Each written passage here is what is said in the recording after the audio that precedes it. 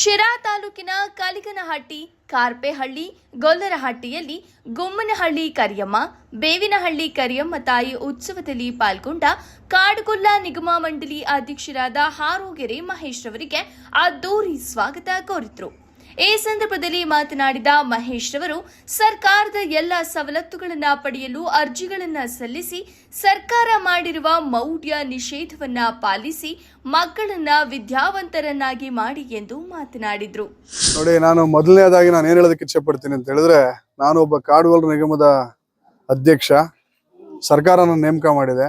ಇವತ್ತು ಸರ್ಕಾರ ನನಗೆ ಕೊಟ್ಟಿರ್ತಕ್ಕಂಥ ಅವಕಾಶನ ಒಬ್ಬ ಕಟ್ಟಕಡೆಯ ಕಾಡುಗೊಲ್ಲನಿಗೂ ಸಹ ಒಂದು ಸರ್ಕಾರದ ಸ್ವಲ್ಪ ಸವಲತ್ತುಗಳನ್ನ ತಲುಪೋ ನಿಟ್ಟಿನಲ್ಲಿ ನಾನು ನನ್ನ ಪ್ರಾಮಾಣಿಕವಾಗಿ ಪ್ರಯತ್ನ ಮಾಡ್ತೀನಿ. ಇದೀಗ ತಾನೇ ನೀವೇನು ಹೇಳಿದ್ರಿ, ನೀನು ಒಬ್ಬ ಟಾಪ್ ಲೀಡರ್ ಅಲ್ಲ.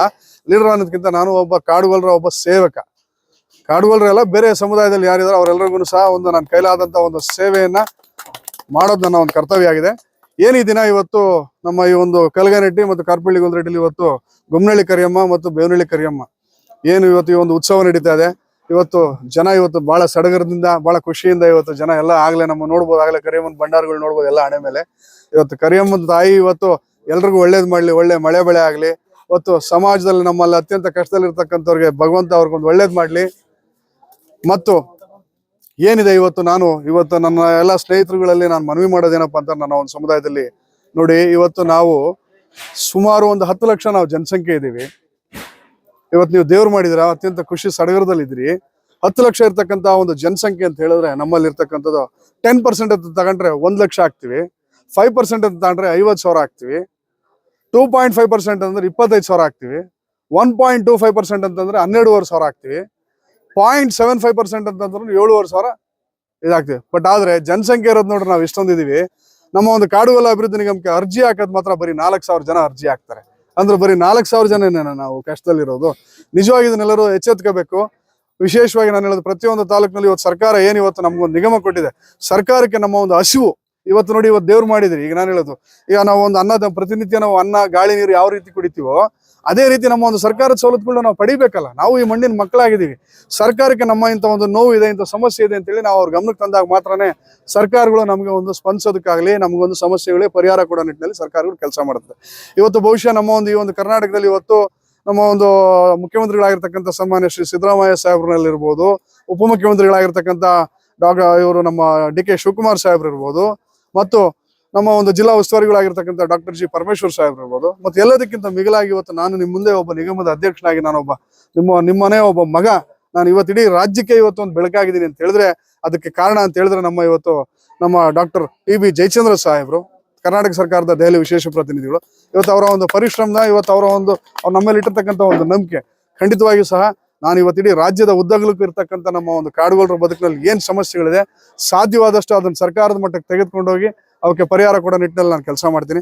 ಮತ್ತು ಅದೇ ಅಲ್ಲ, ನನಗೆ ಇನ್ನೂ ಅನೇಕ ಜನ ಇವತ್ತು ಕೆ.ಎನ್. ರಾಜಣ್ಣವ್ರು ಇರ್ಬೋದು, ಪಾವಗಡದ ಶಾಸಕರಾಗಿರ್ತಕ್ಕಂಥ ವೆಂಕಟೇಶ್ ಅವ್ರು ಇರ್ಬೋದು, ಷಡಾಕ್ಷರಿ ಅವ್ರು ಇರ್ಬೋದು, ಗುಬ್ಬಿ ವಾಸಣ್ಣವ್ರು ಇರ್ಬೋದು, ಮತ್ತು ನಮ್ಮ ಒಂದು MLCಗಳಾಗಿರ್ತಕ್ಕಂಥ ಡಿ.ಟಿ. ಶ್ರೀನಿವಾಸ್ ಇರ್ಬೋದು, ಪೂರ್ಣಿಮಾರ್ ಅವ್ರು ಇರ್ಬೋದು, ನಾಗರಾಜ್ ಯಾದವ್ ಅವ್ರು ಇರ್ಬೋದು, ಇನ್ನೂ ಅನೇಕ ಜನ ಇವತ್ತು ಅವರೆಲ್ಲರ ಒಂದು ಸಹಕಾರದಿಂದ ಬಹುಶಃ ಇವತ್ತು ನನಗೊಂದು ಅವಕಾಶ ಸಿಕ್ಕಿದೆ. ನಾನು ನಿಮ್ಮಲ್ಲಿ ಹೇಳೋದಿಷ್ಟೇ, ಬೇರೆ ಸಮುದಾಯಗಳ ಜೊತೆ ಒಂದು ಒಳ್ಳೆ ಒಡನಾಟ ಇಟ್ಕೊಳ್ಳಿ, ಒಳ್ಳೆ ವಿಶ್ವಾಸ ಇಟ್ಕೊಂಡು ನಮ್ಮ ಸಮುದಾಯಕ್ಕೆ ಏನೆಲ್ಲ ಅಗತ್ಯವಾದ ಒಂದು ಕೆಲಸ ಕಾರ್ಯಗಳಿದೆ ಹೋಗೋ ನಿಟ್ಟಿನಲ್ಲಿ ನಾವೆಲ್ಲರೂ ಕೆಲಸ ಮಾಡೋಣ. ಈಗ ನಮ್ಮ ಈ ಭಾಗದ ನಮ್ಮ ಕಿಸಾನ್ ಕಾಂಗ್ರೆಸ್ನ ಅಧ್ಯಕ್ಷ ಮತ್ತು ಗ್ಯಾರಂಟಿ ಸಮಿತಿ ಉಪಾಧ್ಯಕ್ಷ ಅಂತ ಶಿವಕುಮಾರ್ ಅವರು ಇದ್ದಾರೆ, ಮತ್ತು ನಮ್ಮ ಬಸವರಾಜ್ ಅವರು ಇದ್ದಾರೆ, ನಮ್ಮ ಒನ್ ಇಂಡಿಯಾ ಟಿವಿ ನ್ಯೂಸ್ ಚಾನೆಲ್ನ ದೊಡ್ಡರಪ್ಪನವ್ರು, ಇವ್ರನ್ನ ಅಳಿಯ ಮತ್ತು ನಮ್ಮ ವಸಂತ್ ಇರ್ಬೋದು, ನಮ್ಮ ಕಲ್ಲೇಶ್ ಇರ್ಬೋದು, ಇನ್ನು ಅನೇಕ ಜನ ಏನು ಇವತ್ತು ಯುವಕ ಜನ ಇದ್ದಾರೆ. ಮುಂದೆ ಬರ್ತಕ್ಕಂತಹ ದಿನಗಳಲ್ಲಿ ನಮ್ಮಲ್ಲಿ ಗಂಗಾ ಕಲ್ಯಾಣದ ಒಂದು ಸವಲತ್ತಿದೆ, ಆಮೇಲೆ ಸಾರಥಿ ಯೋಜನೆ 3 ಲಕ್ಷ ರೂಪಾಯಿ ಸಬ್ಸಿಡಿ ಕೊಡ್ತಕ್ಕಂಥದ್ದು, ಆಮೇಲೆ ವಿದೇಶಿ ವ್ಯಾಸಂಗ ಮಾಡ್ತಕ್ಕಂಥ ಮಕ್ಕಳಿಗೆ ಪ್ರತಿ ವರ್ಷ 25 ಲಕ್ಷ ರೂಪಾಯಿ ಕೊಡ್ತಕ್ಕಂಥ ಒಂದು ವ್ಯವಸ್ಥೆ ಇದೆ. ಮತ್ತು ಇಂಜಿನಿಯರಿಂಗ್ ಮಾಡುವಂಥ ಮಕ್ಕಳಿಗೆ ಮತ್ತು ಮೆಡಿಕಲ್ ಮಾಡ್ತಕ್ಕಂಥವ್ರಿಗೆ 1 ಲಕ್ಷ ಪ್ರತಿ ವರ್ಷ, ಇಂಜಿನಿಯರಿಂಗ್ ಮಾಡೋರಿಗೆ 1 ಲಕ್ಷದಂತೆ ತಲಾ 4 ವರ್ಷ, ಮತ್ತು 5 ವರ್ಷಕ್ಕೆ 1 ಲಕ್ಷ ಅಂತ 5 ವರ್ಷಕ್ಕೆ 5 ಲಕ್ಷ. ಮತ್ತು ಅದಲ್ಲದೆ ಕರ್ನಾಟಕ ಎಜುಕೇಶನ್ ಅಸೋಸಿಯೇಷನ್ KEA ಅಡಿಯಲ್ಲಿ ಯಾರು ಎನ್ರೋಲ್ ಆಗ್ತೀರಾ ಅವ್ರಿಗೆ ನಾವು ಒಂದು ನಮ್ಮ ನಿಗಮದಿಂದ ಓದ್ತಕ್ಕಂಥ ಮಕ್ಕಳಿಗೆ ಪ್ರತಿ ವರ್ಷ 1 ಲಕ್ಷವನ್ನು ಕೊಡುತ್ತೆ. ಮತ್ತು ಅದಲ್ಲದೆ ಇನ್ನು ಮುಂದೆ ಸರ್ಕಾರದ ಮಟ್ಟದಲ್ಲಿ ಈಗ ನಮ್ಮ ಒಂದು ಸಮಸ್ಯೆ ಏನಪ್ಪಾ ಅಂತ, ನಮ್ಮ ಸಮಸ್ಯೆಗಳಲ್ಲಿ ಈಗ ನಮ್ಮಲ್ಲಿ ಈಗ ಕೆಲವೊಂದು ಇನ್ನೊಂದು ವಿಚಾರ ಹೇಳ್ತಿದ್ವಿ, ಅನೇಕ ಜನ ಇಲ್ಲಿ ಹೆಣ್ಮಕ್ಳನ್ನು ಕಾಣ್ತಿದ್ರಿ. ನಮ್ಮಲ್ಲಿ ಇರ್ತಕ್ಕಂಥ ಒಂದು ಕೆಟ್ಟ ಕಟ್ಟುಪಾಡುಗಳನ್ನ ನಾವು ಕೈ ಬಿಡಬೇಕಾಗ್ತದೆ. ಬಹುಶಃ ಪ್ರಪಂಚದಲ್ಲಿ ನಾವು ಆಚರಣೆ ಮಾಡ್ತಕ್ಕಂಥದ್ದನ್ನು ಯಾರೂ ಆಚರಣೆ ಮಾಡಲ್ಲ. ದಯವಿಟ್ಟು ನಾವು ಮನುಷ್ಯರೇ, ಅವರು ಮನುಷ್ಯರೇ. ಪ್ರಪಂಚದಲ್ಲಿ ಯಾವುದೇ ಸಮುದಾಯದವರು ಅನುಸರಿಸ್ತಕ್ಕಂಥದ್ದನ್ನ ನಾವು ಇವತ್ತಿನ ದಿನಮಾನದಲ್ಲಿ ಅದನ್ನು ಅನುಸರಿಸಬಾರ್ದು.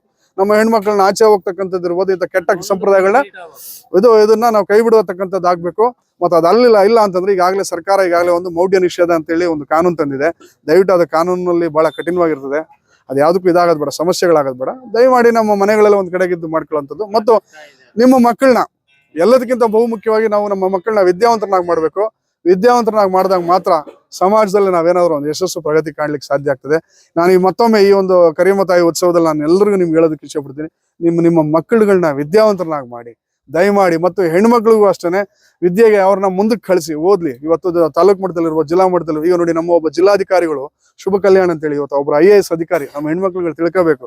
ಇವತ್ತು ಒಬ್ರು ಹೆಣ್ಮಕ್ಳುಗಳು ಇವತ್ತು ಇಡೀ ಜಿಲ್ಲೆನೇ ನಡೆಸ್ತಾ ಇದಾರೆ ಅಂತಂದ್ರೆ ನಮ್ಮ ಸಮುದಾಯದವ್ರು ಹುಟ್ಟಿರ್ತಕ್ಕಂಥ ಮಕ್ಳುಗಳು ನಾಳೆ ದಿನ ಹೆಣ್ಮಕ್ಳಾಗಿರ್ಬೋದು ಗಂಡು ಮಕ್ಳಾಗಿರ್ಬೋದು ಮುಂದೆ ಬರ್ತಕ್ಕಂಥ ದಿನಗಳಲ್ಲಿ ನೀವು DC-ನೋ ಇನ್ನೊಂದು ಉನ್ನತ ಅಧಿಕಾರದಲ್ಲಿದ್ದಾಗ ನಿಜವಾಗ್ಲೂ ನಾವು ಸಮಾಜಕ್ಕೆ ನೀವು ಒಂದು ಶಕ್ತಿ ಆಗ್ತೀರಿ. ಆ ನಿಟ್ಟಿನಲ್ಲಿ ನೀವೆಲ್ಲರೂ ಸಹ ವಿದ್ಯಾವಂತರಾಗಬೇಕು ನಮ್ಮ ಕೈಲಾದ ಮಟ್ಟಿಗೆ. ಮತ್ತು ನಾನು ಒಬ್ಬ ನಿಮ್ಮ ಮನೆಯ ಮಗನಾಗಿ ನಿಮ್ಮೆಲ್ಲರ ಜೊತೆಗೂಡಿ, ಇದು ನನ್ನೊಬ್ಬನಿಗೆ ಸಿಕ್ಕಿರ್ತಕ್ಕಂಥ ಅವಕಾಶ ಅಲ್ಲ, ನಿಮ್ಮೆಲ್ಲರಿಗೂ ಸಿಕ್ಕಿರ್ತಕ್ಕಂಥ ಒಂದು ಅವಕಾಶ. ದಯಮಾಡಿ ನಾವೆಲ್ಲರ ಜೊತೆಲಿ ಹೆಜ್ಜೆ ಹಾಕಿ ನಮ್ಮ ಕೈಲಾದ ಮಟ್ಟಕ್ಕೆ ಒಬ್ಬ ಅಧ್ಯಕ್ಷ ಬಂದು ಅಧ್ಯಕ್ಷ ಮಾಡ್ಲಿ ಅನ್ನೋದಲ್ಲ, ಅಧ್ಯಕ್ಷ ಒಬ್ಬ ಏನು ಮಾಡಕ್ಕಲ್ಲ, ನಾವೆಲ್ಲ ಜೊತೆಗೂಡಿ ಕೆಲಸ ಮಾಡೋಣ. ಇಷ್ಟು ಹೇಳಿ ಮತ್ತೊಮ್ಮೆ ನಾನು ಕರಿಯಮ್ಮ ತಾಯಿಗೆ ಪ್ರಾರ್ಥನೆ ಮಾಡ್ತಾ ಎಲ್ರಿಗೂ ಒಳ್ಳೇದಾಗ್ಲಿ ಅಂತ ನಾಳೆ ಇಷ್ಟಪಡ್ತೀನಿ.